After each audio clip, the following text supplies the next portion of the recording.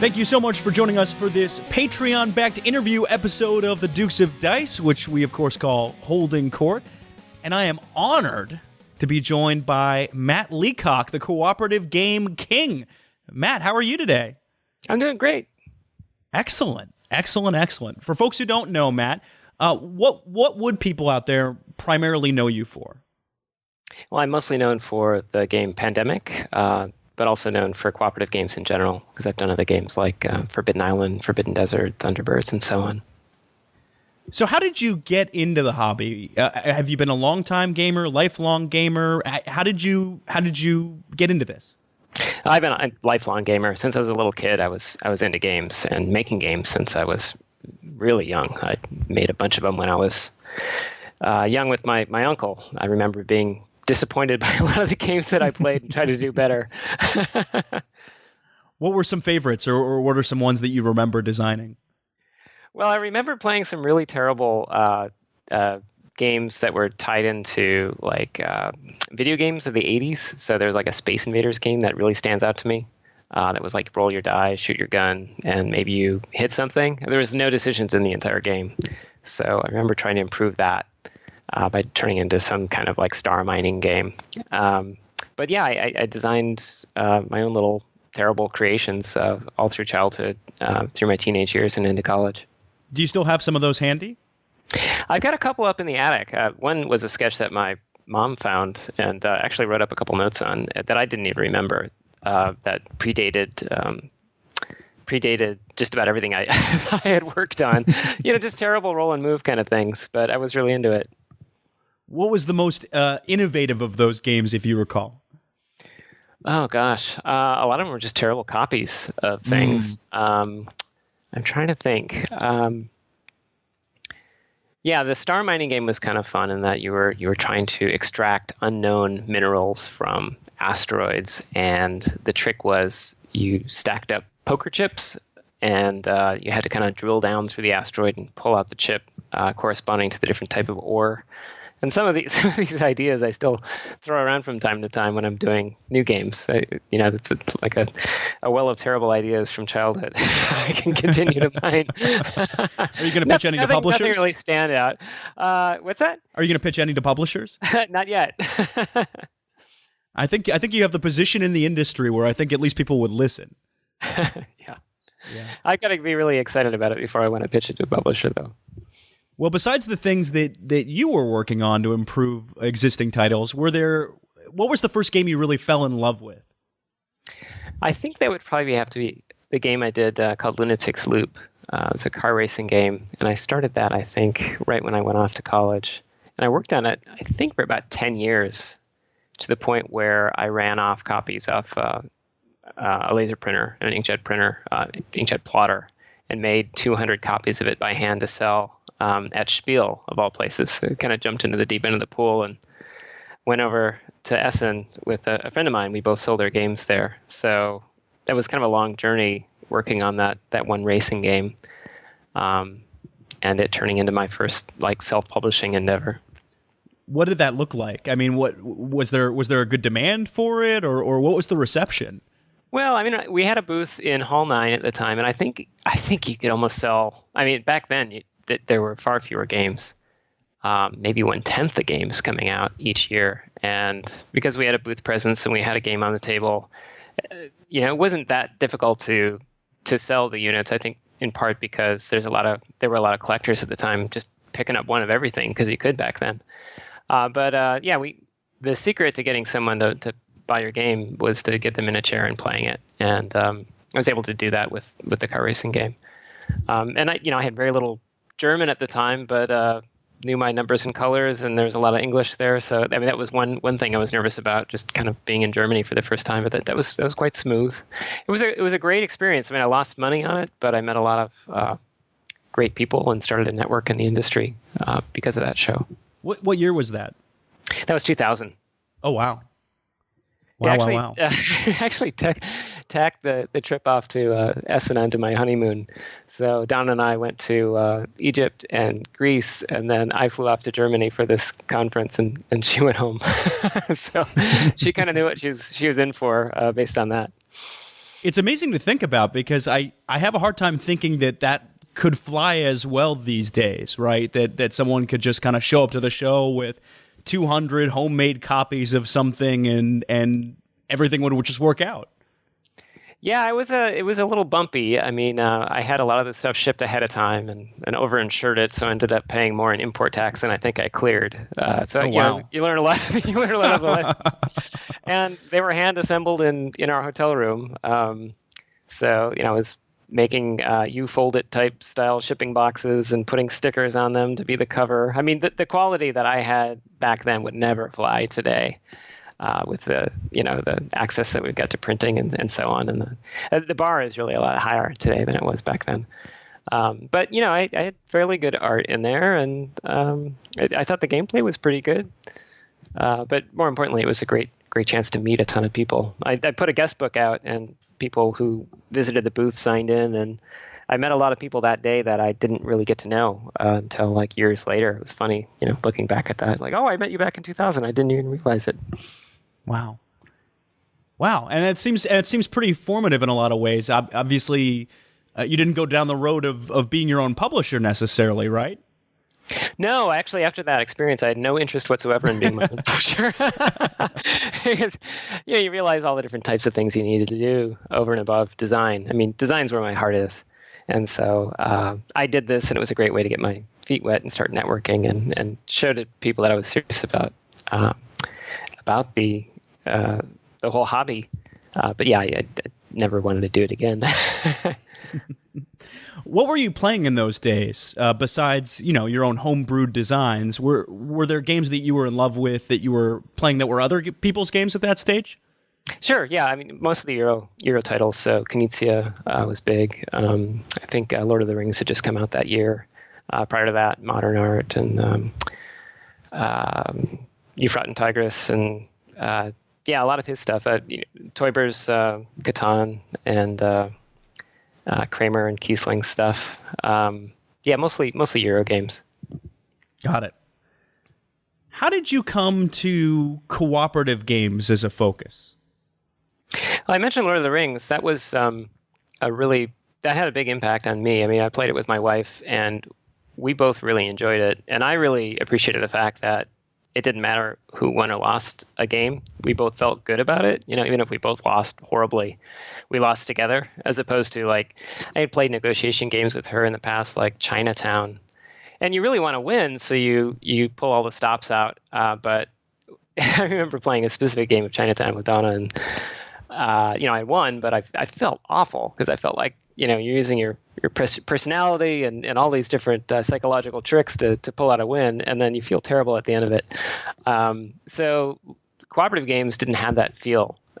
We could really work hard together, and I wanted to see if I could do a game like Knizia's Lord of the Rings, because we played that, and I was really impressed that he was able to come up with an enemy that would hold the attention of a group of adults for 45 to 60 minutes in a puzzle, like an AI just made out of cardboard.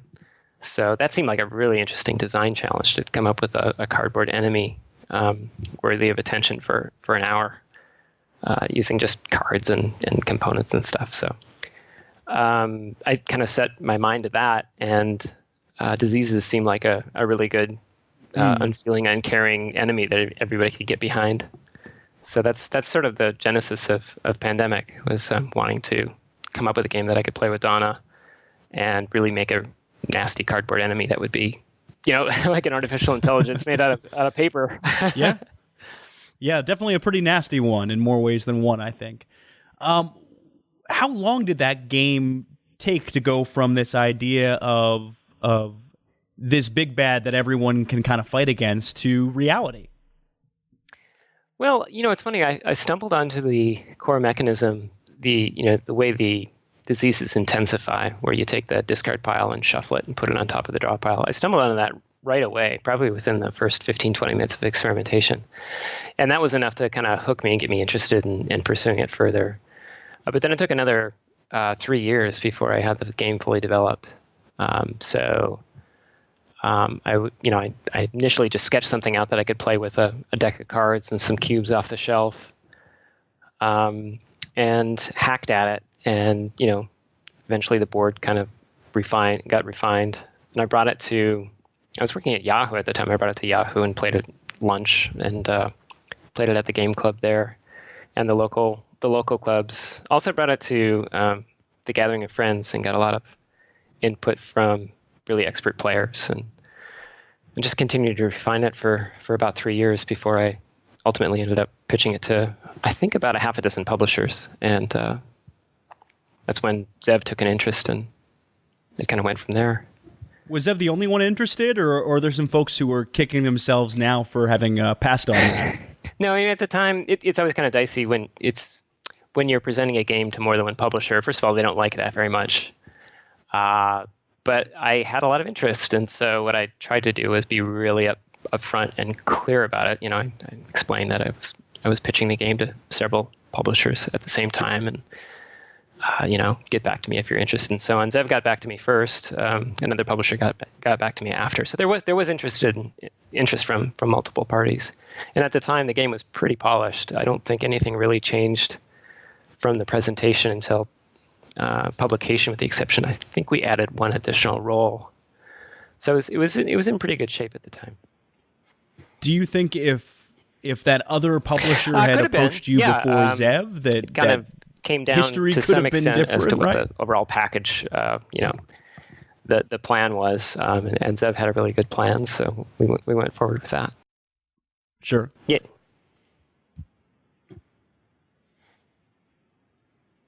At the time, I'm sure you believed in the game, right? You wouldn't have spent as much time working on it if you hadn't. Did you have any idea that it was going to take off the way it did? I was excited just to get a single game in the market, and I didn't really know it was doing well until a few months in. I think the first print run sold out just over a month, but it was a pretty modest run. I think it was only like 3,000 or 4,000 units.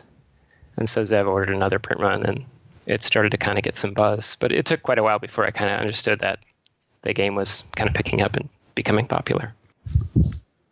Well, it was good. I mean, I saw it up gaining some traction and getting some buzz on Board Game Geek, and I remember this was 10 years ago. People weren't putting up, or at least I wasn't aware of people putting up video blogs and so on, and I just started to see video after video of people putting up their explanation or their enthusiasm, videos about pandemic, and it just kind of blew me away. So I remember being surprised and really happy about that. And you kept going with cooperative games from there. That was a trend you continued with, because you get Forbidden Island pretty soon after that, not too long. I think 2 years after. Yeah, 2 years after. The folks at GameRight contacted me a bit after Pandemic was released, and wanted to see if I could do a cooperative game for kids that kind of bottled up some of the magic of Pandemic in a card game format. And so I set to work on that for them. So originally it was going to be a card game. It kind of evolved into a tile game. We have some questions from the Guild I want to get to. Chris McGowan was curious, what are some of the most interesting challenges you encounter when you design a cooperative game as composed to, say, a competitive game? It's funny. I do more co-ops than I do competitive games, so I feel more at home with cooperative games. Trying to think what the unique challenges are. I mean, for me, I don't want to do the same game twice. I was trying to come up with a different structure for the game and different challenges for it. So that's part of it, is trying to come up with something that feels fresh and feels worthy of adding to your collection if you already have my other games. So that's probably the biggest challenge I face. Sorry, you may hear my dog. No, that's okay. I'd imagine the AI, to a degree, is a challenge. That AI made out of cardboard that you referenced being so impressed with initially. Yeah, that's the central trick, and trying to come up with something that feels different each time, so that it doesn't feel like, oh, this is another re-implementation of Pandemic or something like that. So when working with Thunderbirds, trying to come up with a system that felt unique is one thing. The one question that came up from a couple of folks, and Ozzy Girl asked it on the Guild, as did Chris McGowan, this whole idea of the quarterbacking issue, the quarterbacking problem that you can run into in cooperative games. How do you as a designer try and steer around that or avoid it? Is it even up to you? Is it something that is more of a player problem? I think there's certain things you can do to attempt to mitigate it somewhat, but I think it's sort of a human problem to a large extent, and it kind of comes down to what kind of game you want to design. So if you put in too many mechanisms to interfere with it, then you end up basically changing the nature of the game. So my favorite games are group problem solving games where everybody can contribute ideas, and you do some debate, and you get really creative, and you do crazy things in some cases just to pull out a win. And I find that you can really only do that when you've got more open communication, which leads to this human condition where some people may want to take charge more than others. I liken it to like you wouldn't sit down and play chess with a grandmaster and expect to have a good game. There are certain things that you bring to the table when you sit down. Your skill level and mastery of a certain game is one thing, and also your sort of like the social skills that you bring to the table is another. And while game designers can kind of mitigate that and provide some mechanisms that dampen it to some extent, it's not something you can really get rid of without kind of shoehorning yourself into a narrower type of game. So like Hanabi takes care of this problem, but then you really can't say much in Hanabi.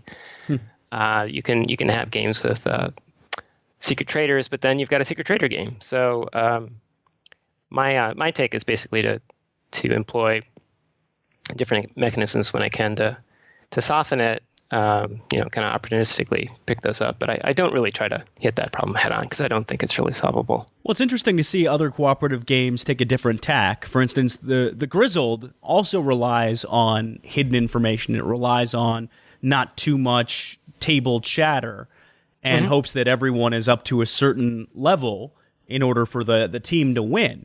And fundamentally, with your games, it's open information. It's everyone kind of discussing this together and coming to it. So it's interesting to see that dichotomy. Have you played a game like the Grizzled? Is that a style that you enjoy? I played it. Yeah. There's, like I said, there's always trade-offs. Some of these games where you have less communication, you suffer from something else, which is like social embarrassment, where the team's all counting on you and all expect you to do the right thing. And if you totally screw up and blow it, then you feel terrible, right? So there's a different trade-off there. I mean, do you want to play games like that where you feel like you really ruined it for everybody because you weren't clever enough? So yeah, I don't think there's a slam dunk sort of approach. There's certainly different flavors that people can look at and different interaction styles. So I just happen to have a certain style that I like more than others because it just kind of plays to a creative group problem solving center of my brain that really gets tickled when I play these types of games. Where the other ones where I feel this social pressure to perform are less appealing to me. And that's interesting because it's discussed oftentimes as an alpha player problem or a quarterbacking problem. And for you, it feels more collaborative than that. It's a feature, not a bug. Yeah, I mean, I think you do need to play with the right people. I'm not going to say it's for everyone. But yeah, I think it's sort of like you choose the game from your shelf for the players that are coming to the table. And so you want to find the right game for the group. So in some cases, it may be one versus another. And I think it's too much to say, or too much to ask to say that this one game is going to, especially with social games, it's going to be the perfect solution to human interaction. You're not going to nail it with any single design. These days, there are so many flavors of Pandemic out there. I mean, we're talking Iberia, Pandemic Legacy, Season 1 and 2. We're talking about the DICE version, Pandemic the Cure, Reign of Cthulhu, or P-Rock, as we like to call it on the show, Rising Tide. How do you as a designer approach this? I mean, is this something where you get a request and then you adapt to the request, or are you coming up with these ideas? What's the process? Yeah, it's a joint collaboration with Z-Man. So the team over there and I talk quite a bit about it. There's a definite strategy behind the games, the different types of projects we take on, the different people that I collaborate with. And they kind of break down. I mean, there's the core games. So if you've played Pandemic, you can enjoy that. And if you want greater variety, you can branch out and do the different expansions. So that's sort of like one pool of games. Then there's the historical / location-based ones, the Pandemic survival games, which have a rotating host country every year. And that's a great opportunity for me to work with people around the world, because I work with a different designer every year, and we set it in the host country of the Pandemic Survival Championship. And those are more like, kind of like premium standalone games, and they're only made 1 year, so you can pick those things up and collect them or not. And the idea there is to try to set it and give it a historical feel and a local feel that feels really authentic. And then the last bucket is really, actually, I guess there's two others. There's the Pandemic Legacy ones, which are great for people who are really into narrative content. So I've been working really closely with Rob on that, and those things come alive because story is such an important, evolving part of the hobby now. So many new games are really campaign-driven and story-driven. And the last one you mentioned, Reign of Cthulhu, is really about having versions of the game that appeal to people who are really into different genres. So diseases may not be your thing, but you might be into Cthulhu. You might be into other types of things as well in the future that we might tap into. So that's the way I look at the line. Well, I'm a former journalist, so I'm always looking for a scoop. What might some of those future angles look like, Matt? I don't know. It's a wide world. There's a lot of genres out there, so who knows? I'll leave it as an exercise to the listener. Okay. I'll go through a little bit of it right now. Let's see. Pandemic ice cream mania. Is there an ice cream based pandemic in the works? It's for people who really like pistachio ice cream. Is basically, it's kind of a narrow niche, but we want to pick those people up. Hey, Z-Man knows what it's doing, man. I don't want to second guess them. If they think pistachio ice cream is the way to go. By the way, not the last ice cream question on this show for longtime listeners, but we'll get there. It's interesting. I was looking at the rankings, and this kind of blew my mind. 4 of the top 100 ranked games on BGG, at least 4, are Pandemic games. Pandemic itself, 67 at the time of this recording. Iberia, 94. Season 1. Number 2, you got unseated, Matt, so no longer top dog. And Season 2 is holding just fine at 56th overall. I just thought that was an interesting little note that came up. Oh, I didn't realize Season 2 had cracked that top 100. That's great to hear. Oh, good. I'm breaking news to you. Yeah. I like it. And it wouldn't surprise me if someday, some way, Rising Tide finds its way creeping up the charts. You never know. So with the story-driven game, that was particularly interesting to me. Who, I'm assuming Rob approached you on that one? I actually approached Rob and brainstormed different ways we could take Pandemic in the future years and years ago. I guess it's not so many years, but a while back, right when The Cure was being developed as the DICE version of Pandemic. And it was with Sophie Gravel, who headed up F2Z Games. And we were just brainstorming different things we do. And one of them was, maybe we could do a Pandemic Legacy game someday. And I kind of chuckled, and we dismissed the idea pretty much because it seemed like too big of a project and too hard to wrap my head around. But I think it was like a year later, I started sketching some ideas down in a notebook and just started furiously writing all these different things that could happen with a legacy version of the game. And before I knew it, I just had to see if I could make the thing. So after about an hour of scratching out ideas, I contacted Z-Man to see if they could put me in touch with Rob, because I didn't know him at the time. And we exchanged some emails later, and the first one was very simple, like, do you want to work on this with me? And he basically just wrote back, yes, like in 48, 72-point type. It was a very simple email. And we've been working since then together on the legacy games. So I'm trying to think how long it's been now. It's been at least 3 years, maybe longer. It's been a pretty fruitful partnership, I'd say. Yeah, he's a really great partner. We both bring different skills to the table, and it's been a great collaboration. What do you bring that he doesn't? Well, we both bring a lot of game design chops, I think. Rob brings tons of narrative experience and writing experience. I think I bring some rigor, I think, to the process. I mean, I was user experience designer for many years out here in the Valley, and I have a process for working on human-centered products, and I just brought it to game design. And so, we take pretty detailed notes on everything.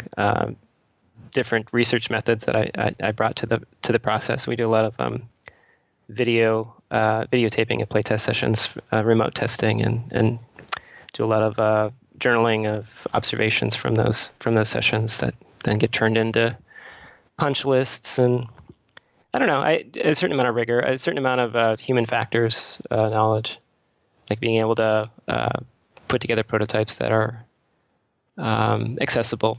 And some visual design. I'm a trained graphic designer and user experience designer, so I bring some of that as well.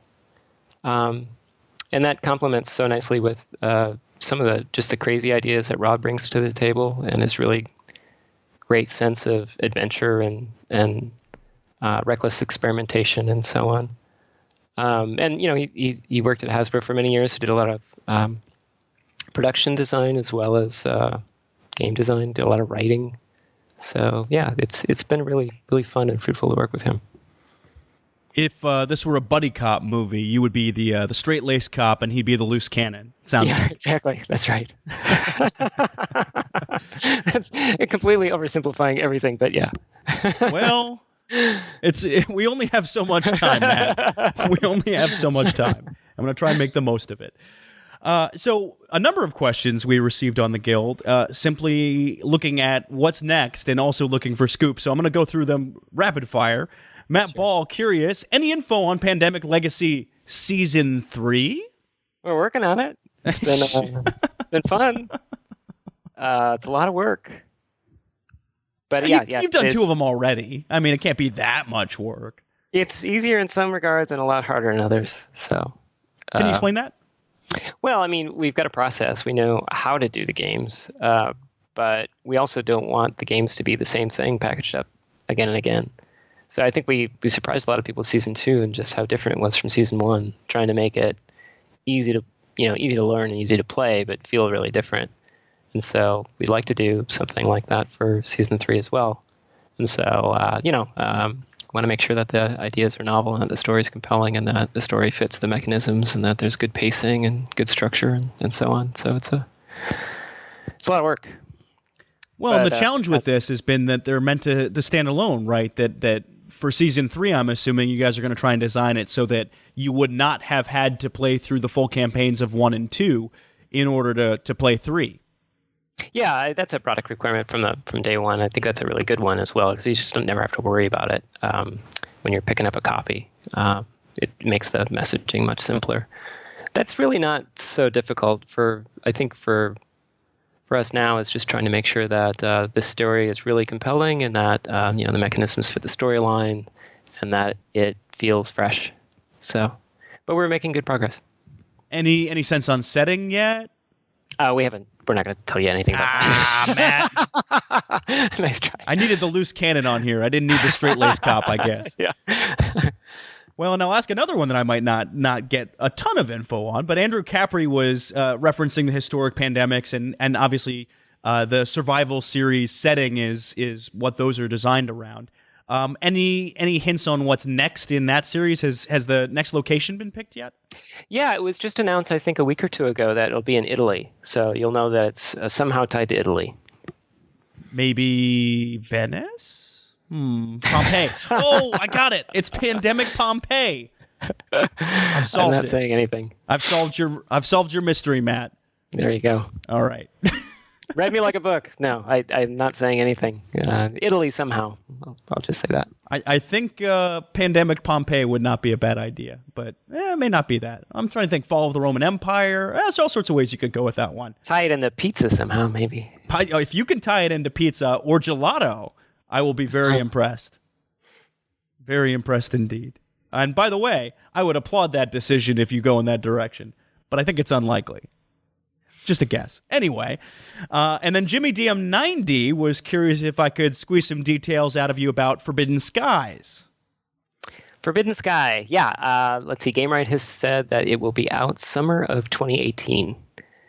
And I think that's all we've said. Yeah, we've got the teaser reel out there, so expect more information as the months go by. I can tell you, I work really hard on that game. I'm really happy with it. And I had, I think, 3 or 4 false starts. So a lot of different Forbidden games were born and died in this little studio here before Forbidden Sky came out. So I'm quite pleased with the result. And that one's been really fun to work on. So yeah, stay tuned on that one. I know this is going to be like asking a designer to choose their favorite child, but what's the favorite game, your favorite game that you've ever designed? I think, when I'm asked that, I think the 2 that I point to the most are Pandemic and Forbidden Island, for different reasons. I mean, Pandemic's just such a robust system now. It's got so many spin-offs, and it basically opened the doors to a totally exciting career for me that I never thought I'd be able to do. So that's big, obviously. But Forbidden Island I really like as well, because I feel like I can hand that to anybody off the street and they can pick it up and play it and have a great experience, just because it's so, for one, it's got great components, and it's really accessible, and it's inexpensive. So it's a nice little package there as well. Fair enough. Michael Fahrenbrook had a question along these lines, and he was curious, with the success of Pandemic and the incredible success of seasons 1 and 2, do you ever feel trapped by that success, like you need to keep doing Pandemic titles, or that you have less freedom to design something completely different? I don't feel trapped by it. No, I feel really lucky that the game took off in the way it did and opened up so many opportunities. And I do have the opportunity to do other games. Publishers are always interested in seeing what I've got, even if it's not cooperative. And it's a good humility building exercise. I've done other games as well that have gone out and just gone nowhere. So it does make me feel like I have been lucky with the Pandemic games, because I know it'd be extremely difficult to be trying to come up with a new game several new games every year, trying to live royalty check to royalty check. It's a difficult living. So I don't feel trapped. I feel lucky. That's good to hear. Brett Mowers was curious about, where do you draw most of your inspiration for new games from? I know some designers can be theme first, some designers can be mechanics first. In the case of Scythe, Jamie Stegmaier was art first, of all things. How do you tend to work?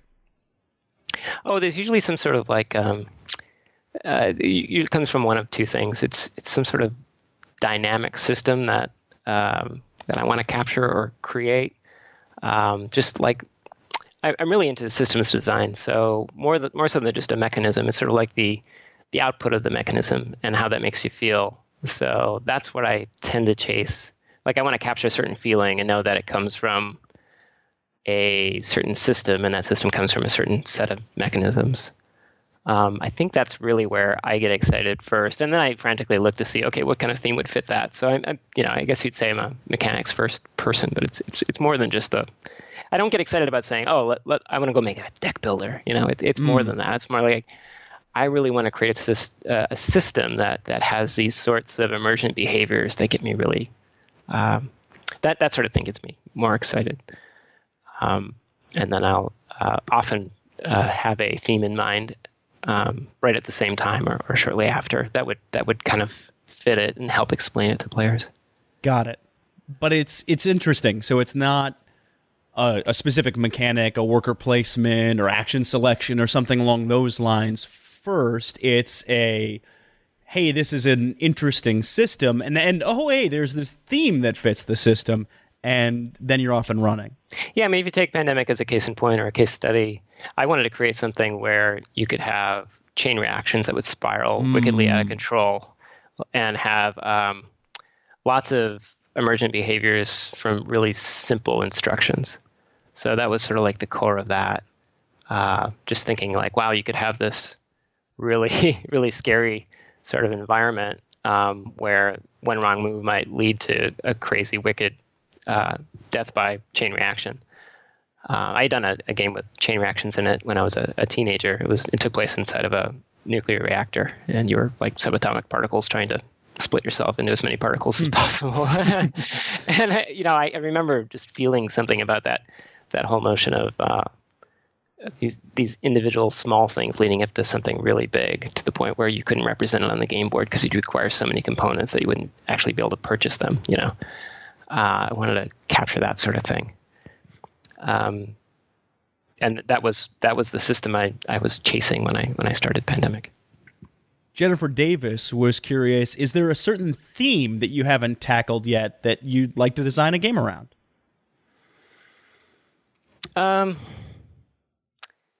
Yeah, I mean, I tried to do one. I tried to do a game on ant colonies, and I did a tremendous amount of research on them, and that was a theme first sort of thing. And because you get emergent behavior there, and that leads to these interesting systems that happen in nature. I wanted to model that, but I couldn't come up with a game that was compelling enough that would hold my interest for a full year of development. So yeah, I'd love to do something around that someday. But I've gotten a little frustrated with that game. I've been taking it off the shelf about every 2 years for the past, 10 or 12 years. Someday.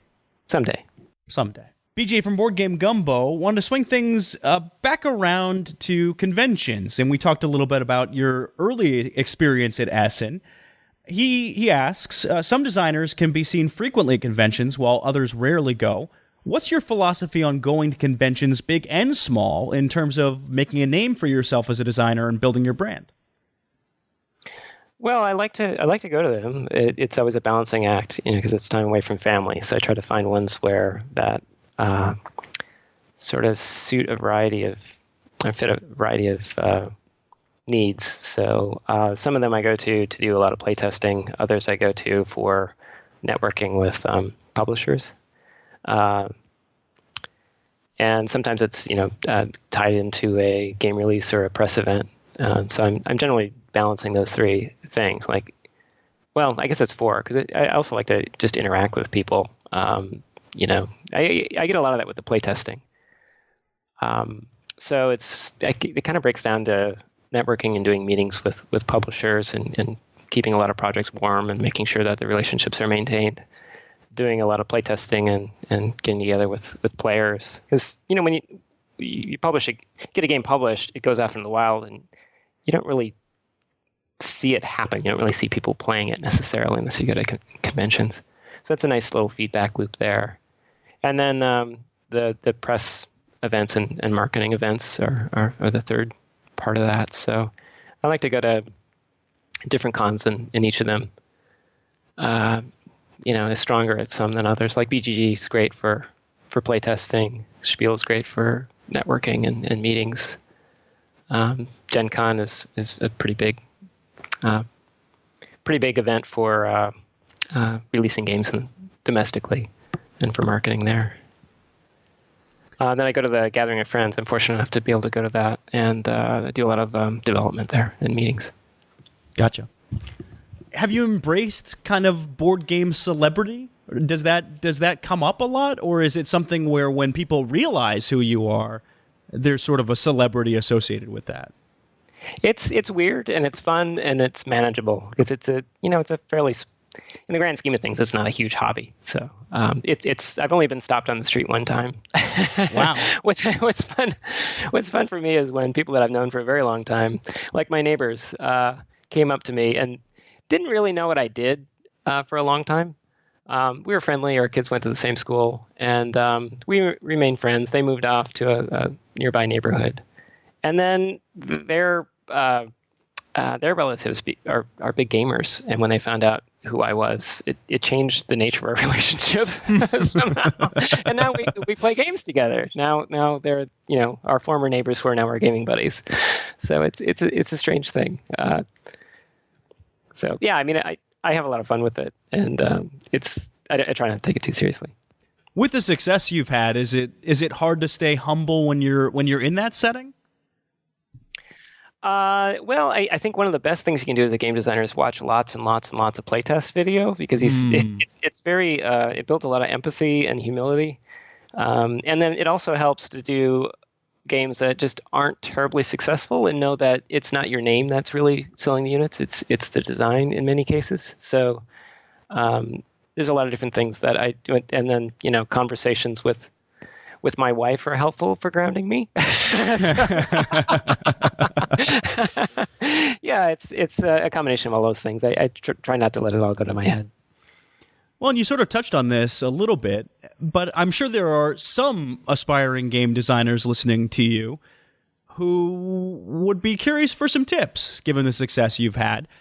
Do you have one or two that you could give folks who might just be starting off as to how to best get their feet in the industry or see their name on a box someday?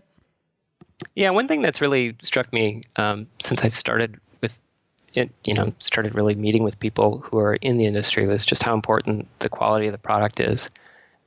Even more so now that there's so many games out there. Like I said, 10 times as many easily in the market than there were when I was working on Pandemic and got that game published.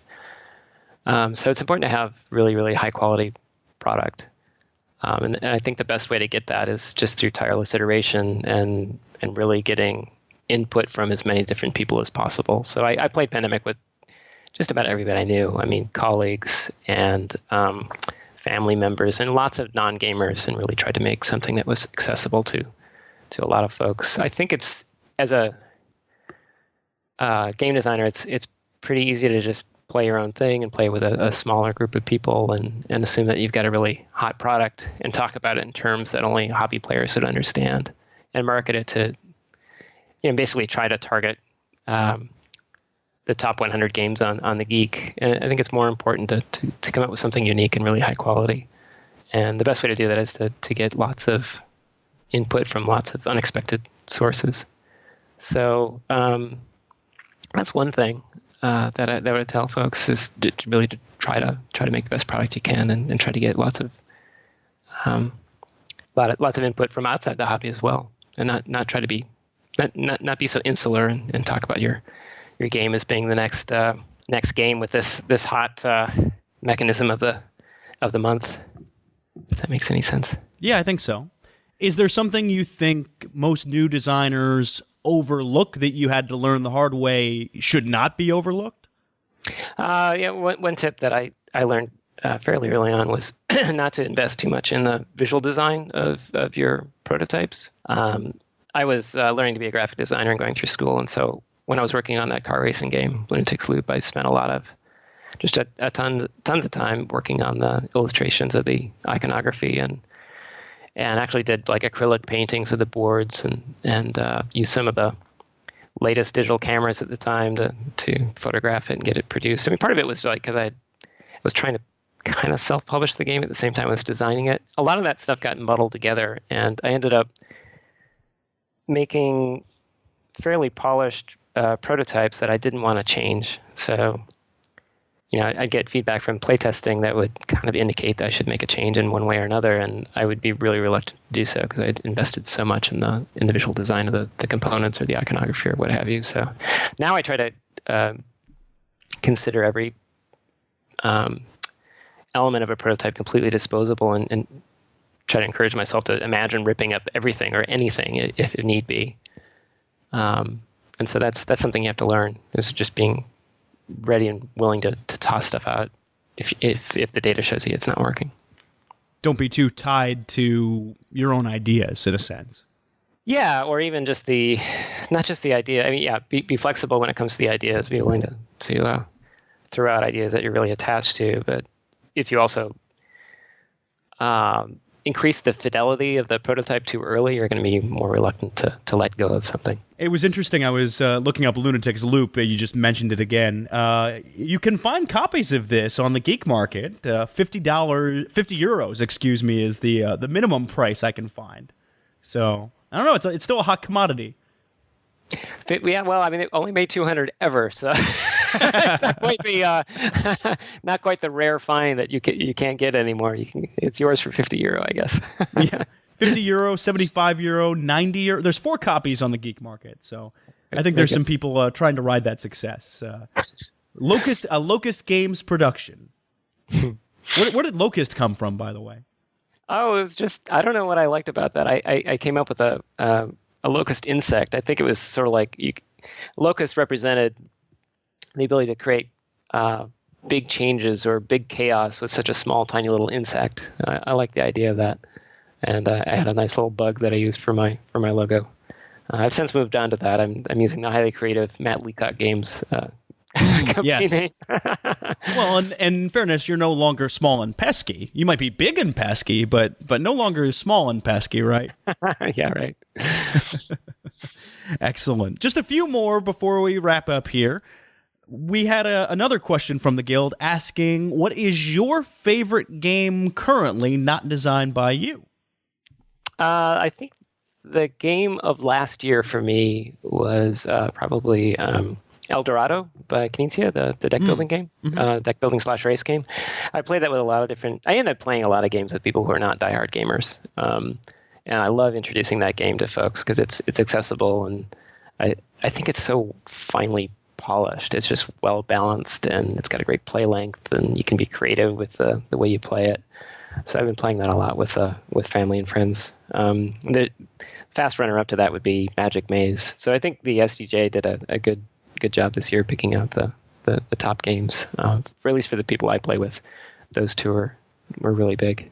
Yeah, and yet neither of them won because it was King Domino that took home that title.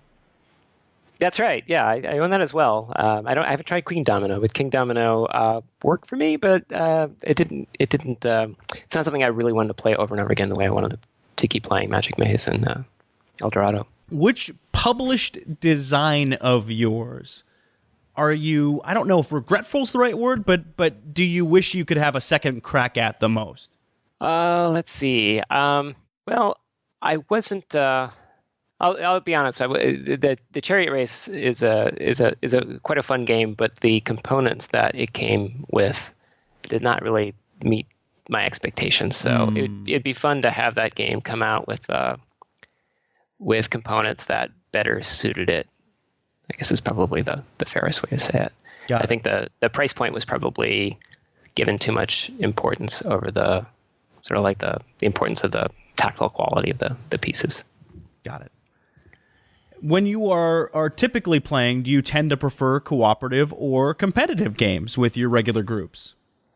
You know, I kind of like competitive games for a change of pace, because when I do a co-op game, I inevitably end up analyzing it to death, and it's really hard to get out of a work mode and enjoy myself.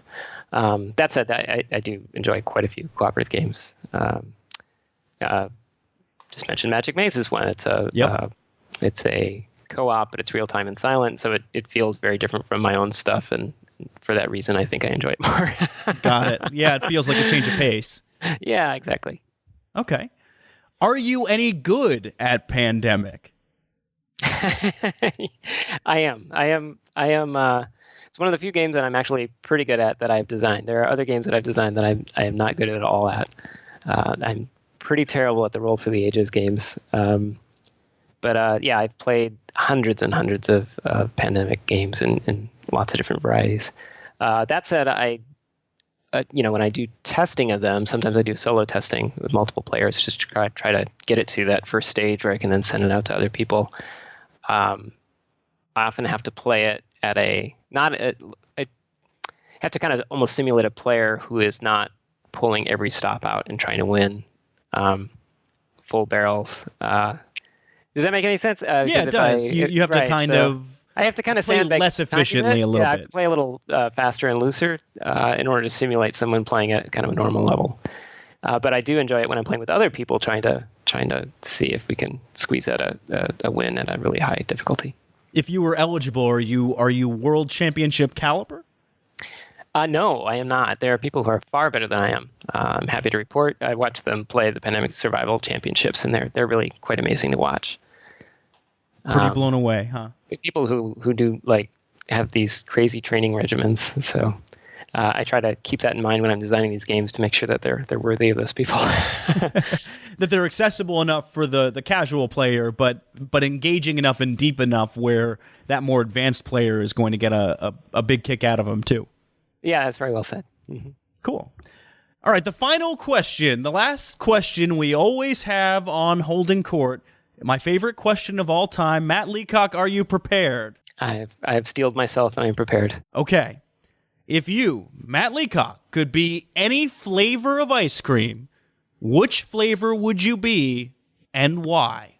Oh, wow. I'd have to be the flavor of ice cream. Yes, this isn't your favorite flavor of ice cream, but it's meant to reflect who you are. That's a deep question. I know it is. I was ready to talk all about how I'd be not how I wouldn't be, but how I enjoy Cherry Garcia non-dairy, which is great because I can eat it now. What would I be? Oh God. Is it too lame of an answer to say I would be like a lactose-free Breyers vanilla? It would not be too lame of an answer, but I'd be curious for the explanation as to why that's what's occurring to you. Well, I'm rich and creamy, and just about anybody could enjoy me. I think, if that makes any sense. I mean, that's one of my favorite ice creams, and I couldn't eat it for a long time because I can't have dairy anymore. So when it came out lactose free, I was totally excited. So it's accessible. It's a crossover. It appeals to new markets, and it's delicious. I don't know. No, I love it. I love it. It's cool how people approach this question, right? Like some people immediately reject it as, well, that's a dumb question, which in fairness, it kind of is. But I appreciate you embracing it. Yeah, I think that's why it's interesting. Yeah. I have no need to come up with something like incredibly esoteric and clever. I think I'm maybe I'm a little more vanilla than I should be, and I've just come to peace with that. But you know what? It's still one of the most popular flavors. So, hey, who has the last laugh? In any case, Matt, thank you so much for your time. If folks want to reach out to you or get in contact or send you prototypes, I don't know if you're accepting those, but if folks want to get in touch, don't do that. But how should they go about doing that? The easiest way is just go to leacock.com. You can contact me there, and you'll see all my social media stuff there as well. Are you pretty active there? Not active as a blogger. You can also find me on Facebook. I'm more active there, or on Twitter. So I'm Matt Leacock in both places. And get the Matt Leacock experience that way. Very good. Matt, thank you so much for making the time. I really appreciate it. Hey, thanks for having me.